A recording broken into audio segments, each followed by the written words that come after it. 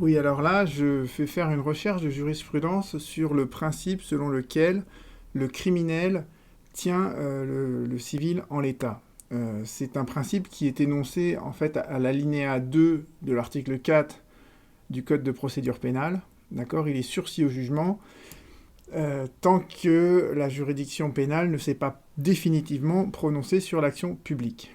Et il faut savoir que cet article 4 du Code de procédure pénale, il a fait en fait l'objet d'une modification importante en 2007. Vous voyez, la loi du 5 mars 2007, elle est venue rajouter le troisième alinéa ici pour éviter en fait les abus qui pouvaient exister dans l'instrumentalisation en fait du principe selon lequel le criminel tient le civil en l'état. Bon, c'est pas l'objet de la vidéo de rentrer comment on pouvait justement instrumentaliser ce principe.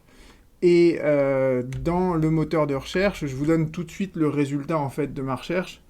Au début, j'avais mis 4 codes procédure pénale avec une proximité de 15 mots. Et en fait, quand on lance juste cette requête, vous pouvez essayer de votre côté, vous vous rendez compte que vous tombez sur 11 000 résultats.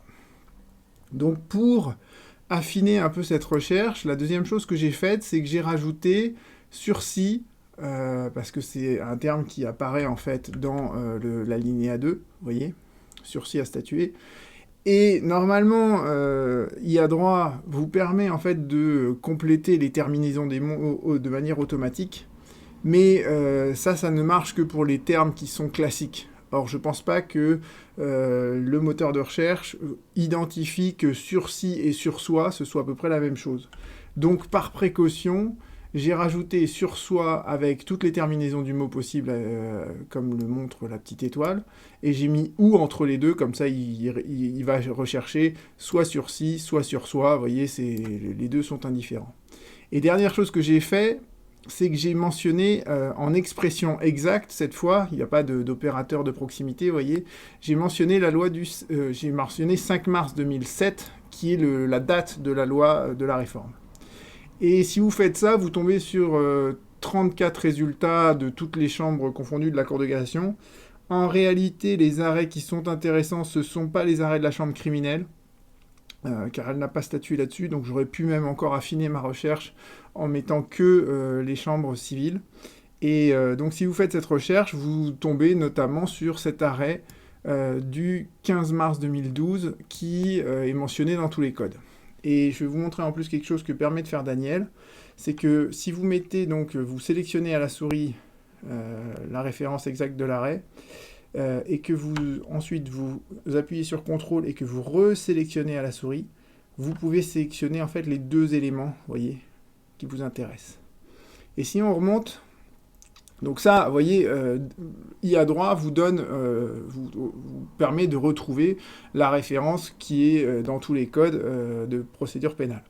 Mais IA droit vous permet également de trouver tous les arrêts plus récents qui ne sont pas mentionnés dans le code, en tout cas pas dans celui que j'ai regardé tout à l'heure. Et il y avait notamment, donc là, je suis désolé, c'est un arrêt de la chambre criminelle, donc ça ne nous intéresse pas beaucoup. Mais vous allez voir, attendez, je vais remonter un peu plus vite. Vous allez voir, on retombe sur des arrêts de la première chambre civile qui sont intéressants, qui datent de 2017, à propos de l'affaire du Mediator. Et en fait, dans l'affaire du Mediator, on a appliqué en fait l'article 4 dans sa version qui est issue de 2007. Alors, excusez-moi, c'est un petit peu long. Alors, vous avez cet arrêt de 2015 de la chambre sociale. Alors, vous voyez, il m'intéresse aussi cet arrêt parce que en fait, il mobilise le principe et il le mobilise en fait en l'occurrence, je crois, il me semble.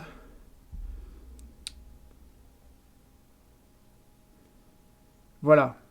C'est important parce que la Cour de cassation ici précise en fait pour quelles raisons la juridiction civile devait surseoir à statuer, parce qu'en fait la demande du club, elle correspondait à la réparation en fait du préjudice qui était causé par les infractions que l'on reprochait aux salariés. Donc c'est exactement pour cette raison que le criminel tient le civil en l'état. D'accord ? Donc cet arrêt, il m'intéresse moi dans le dossier que je suis en train de faire. Et vous allez voir dorénavant les arrêts de 2017, car on y arrive. Je suis désolé, il y a des arrêts, malheureusement, de la chambre criminelle qui sont un peu longs à faire défiler.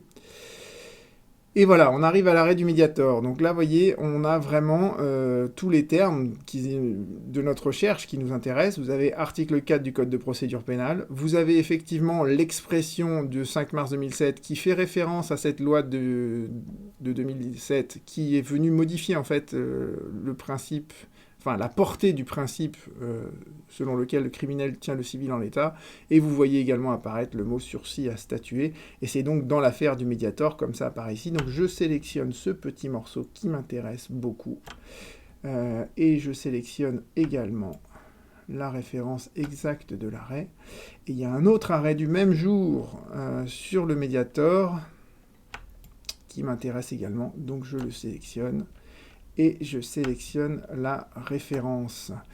Et dans mon souvenir, je crois qu'il n'y a pas d'arrêt plus récent sur cette question. Je vais faire défiler à toute vitesse Daniel, mais voilà, c'était la dernière référence. Voilà. Donc voilà ce que j'ai trouvé. Alors, une fois que vous avez sélectionné, vous voyez, tous ces bouts de texte, vous faites CTRL-C, copier en fait, et ensuite vous allez dans votre traitement de texte, et si vous faites CTRL-V, eh bien vous avez apparaître tous les arrêts qui sont bien dans le bon sens. Alors, il y a un petit peu de traitement de texte à faire, hein. C'est pas exactement parfait encore, on peut encore l'améliorer.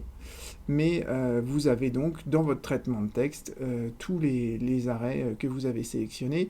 Et rappelez-vous toujours que si vous cliquez sur le lien hypertexte du numéro de pourvoi, vous allez tomber sur l'arrêt dans Légifrance. Donc vous voyez que notre moteur de recherche, il est parfaitement transparent. D'accord, c'est pas des arrêts qui sont que dans le moteur de recherche en question. Nous, à chaque fois qu'on donne un lien hypertexte, ça renvoie vers Légifrance. Comme ça, vous pouvez vérifier exactement la source officielle de la jurisprudence que vous citez dans vos conclusions et vos mémoires.